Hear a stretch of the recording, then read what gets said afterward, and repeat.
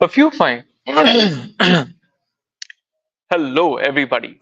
A few of my clients came to me, let's say after a couple of months on GLP-1, right? Somewhere between 8 to 12 months. And the weight was off. They felt good, no nausea, nothing. Essentially, whatever they needed from the drug. They got the weight loss, they weren't able to feel any kind of side effects. And then a few months later, they told me that they were starting to feel a little weak. Not sick, just weak. Climbing stairs felt a little harder than it used to. Lifting a bag into the overhead bin after just felt much harder, and nothing was wrong on paper. But deep down, they felt a sense of fragility. They felt fragile. And the crazy part about it was that none of it showed up as a side effect because it wasn't one. And that's exactly what a founder asked me on call last week. Right? This individual, 52 years old, he said he had been on it for months. In fact, he had lost weight, he's had zero side effects. So he asked me, should he be worried? Now, if you were with me here last week, you would have seen exactly why that question stopped me. Because last week we covered what GLP-1s actually were, how it works on the body, who it's really for, and whether it actually works for founders and executives over 40 carrying lifestyle conditions. We didn't even skip the risks. But last week's question was, should I start? Right? But in this case, this man had already started. He was months in. He was doing well, on paper at least. So his question is a different question. And honestly, it's the wrong one. Because side effects are what the drug does to you. If you had them, you would know. You'd feel sick and you would stop taking it. That's not the risk here. The drug does one thing, it makes you eat less. That's pretty much it. It doesn't help build the muscle, it doesn't teach you how to eat, it doesn't make you grow stronger, and it definitely doesn't fix your sleep. All of that is still your job. And if you don't do it, you still lose weight. You just lose the wrong stuff along with it. And you won't feel what's happening when you're on the drug. There's not really a warning for it. But it shows up maybe a year or two later when you weigh less than you ever have and can do less than you ever could. So the real question was never, did you have side effects? The question is, what kind of weight did you actually lose? Where did it come from? And what happens when you stop? That is tonight. Because here's something nobody tells you when you cross 40s. After 30, most people already began losing muscle every year quietly, and your body doesn't essentially announce it. Roughly 3 to 5% of muscle mass goes every decade after your 30s or 40s, and it tends to speed up a little bit faster after that. By your 60s, you're losing it faster than you did in your 40s. And here's the funny thing, right? This is something that is common, but is definitely not normal. And even if you were to take this as your baseline, you're already leaking muscle every year before anything else happens. Now, add a GLP-1 on top of that. Here's what most people don't know. When you lose weight on GLP-1s and you're not doing anything else, right? So you're not lifting, you're not eating enough protein, a big chunk of what comes off is muscle. Roughly a quarter to a third, or 33% of what you could lose is possibly muscle, or at least that's what the research says as of today. Now, sit with that number, right? You lose 15 kilos. 4 to 5 of those kilos are not fat, that's muscle. And essentially, that's your body eating itself because you gave it no reason to keep that tissue. And if you're doing this on top of the loss that was already happening because of your age, you happen to stack one on top of the other. And that's why a lot of my clients, when they came to me, felt fragile. They didn't really get sick. They got smaller and weaker at the same time. And the scale basically told them that it was a win. Now, here's the part that matters, right? If I were to take two people, one that's strength trained on GLP-1s, ate the right amount of protein, and the other one didn't strength train, was on still GLP-1s, and didn't eat their protein. Let's say both of these individuals lost 15 kilos, but the guy who has strength trained would be lifting, say, at least 3 times a week, and he's eating proper protein. And because of that, the weight loss on the scale may be 15 kilos, which could be similar to what the other person who wasn't training had lost. But if you compare them, the one who wasn't training has lost a lot more muscle. So both of them ended up lighter, but only one of them ended up stronger even after a year from taking the drug. But here's the most funny and inevitable part about this. Both of these men, once they come off GLP-1s, they're both going to have the same problem waiting for them. Because whether you did it right or you did it wrong, the day you come off, your hunger starts to come back. Maybe not the next morning, right? Sometimes it's a little slow. A few weeks in, you start noticing that now you're finishing your food. Then you're going back for more. And then it's exactly where it started. So by the time it comes back, it is guaranteed that on a standpoint of your control over your hunger, you will also be back where you started before the drug. Because the drug wasn't to fix your hunger, it just held it down for a while and then put a lid on it. And the whole time you were on it, the hunger was still sitting underneath, waiting. Now, obviously, if I was to take the example of these two individuals, both on GLP-1s, but only one is training and eating better, obviously he handles it better because he's got muscle, he's got a structure, he's got habits. But even this individual still has to face it. And that's the part I really want all of you to hear properly, right? Hunger and control over hunger was the problem, not the weight. The weight was just what the hunger did to you over the last 10, 20, 30 years. So when someone comes to me and says that the GLP-1 stopped working, or I put it all back on later, the drug did exactly what it said it would do. It made you eat less. Nobody ever asked why you were eating so much in the first place. And that's the thing that should have been sorted out before the injection ever came into it. Because if you had solved for your control over hunger, you might have never needed the drug at all. So let's talk about hunger, what it actually is, because I don't think most people know what hunger truly means, right? Because when we say the word hunger, here's the thing you actually need to understand. There is a difference between being hungry versus your mouth being lonely. And I say this all the time, but these are two completely different things. And most people over 40s have not truly felt hunger in years, not once. And let me explain what I mean by that. Real hunger is a physical thing.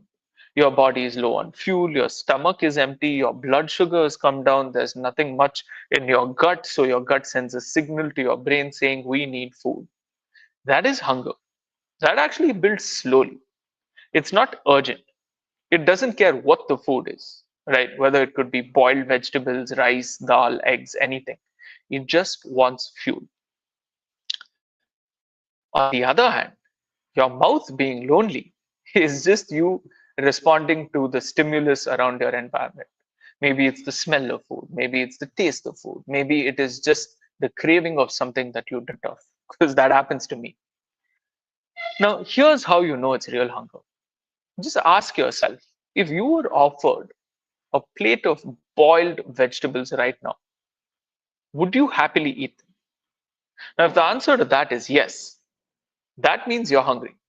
And that is your body asking for food. Now, the other one, for example, let's say you've just finished dinner, you're full, genuinely full. And then someone opens up a box of sweets or you see dessert and suddenly you want it. My friend, that's not your stomach. Your stomach is done. That is your brain. And more importantly, that is your mouth being lonely. It comes from what you see, smell, imagine, and there are so many other examples that go through in your day to day life. For example, the tea at 4 p.m., because it's 4 p.m., the snacks after a hard call or maybe late in the night, right? The sweets in the meeting because it's just sitting right there. And for some of you, it might even be the wine on a Friday or Sunday night. It's fast, specific, and it doesn't want food. It wants that particular food that you're craving. Because very few people's mouth, in fact, I would say no one's mouth gets hungry or gets lonely for boiled vegetables. It gets lonely for the sweet, the salty, the crunchy. And to be honest, it's not the weakness. It's not the discipline or the lack of discipline that forces you to be like this. It is your brain built to do this. It's supposed to, because that drive is what kept your ancestors and my ancestors alive. Now, the problem is your ancestors didn't have a snack drawer. And think about it, right? Think about your day. Your meetings go back to back. Sometimes you have two, three teas. Sometimes you have it at 11 a.m. because something else came with the tea and you had both of them. Lunch you didn't really taste because you were either on a call or you were thinking about something else. Then you ate something sweet later because your energy dropped. Dinner gets a little bit late because you get home a little late or you finish a little late. And at the end, you don't even eat because you wanted to enjoy food. You just gulp it down because that's how you end the day. Now, how much of that would you say was hunger? Because I would say almost none of it was. That 20 years of your mouth being lonely and you getting accustomed to certain foods and calling it hunger, that's essentially what that was. So here's the question that should have been asked before any injection like GLP-1 ever came into this place. Which of these was the actual problem? Was it your true hunger, or was it just you being unable to control if your mouth was lonely? Because if you never thought or knew the difference between these two, you didn't have a hunger problem. You actually had a habit problem. And GLP-1 doesn't necessarily fix that. It just makes food something that your body craves less because it's just holding on to it. And it also signals to your brain saying that you're full. It just makes the signal of this craving a little bit quieter for a while. And the day it wears off, the day you're off it, realize that the hunger has never gone anywhere. It's exactly where you left it. And that's why a lot of people who take GLP-1s end up putting back the weight on. And this time, even though they may have lost muscle, they would have gained back the same amount of weight as fat. Right? So, how do you know the difference? Where do you start understanding hunger? It's actually very simple. And this may sound like something you don't like. You just get hungry on purpose once. That's it. That is the entire thing. Because you cannot tell apart when you're hungry versus when your mouth is lonely just by thinking about it. You actually have to feel it.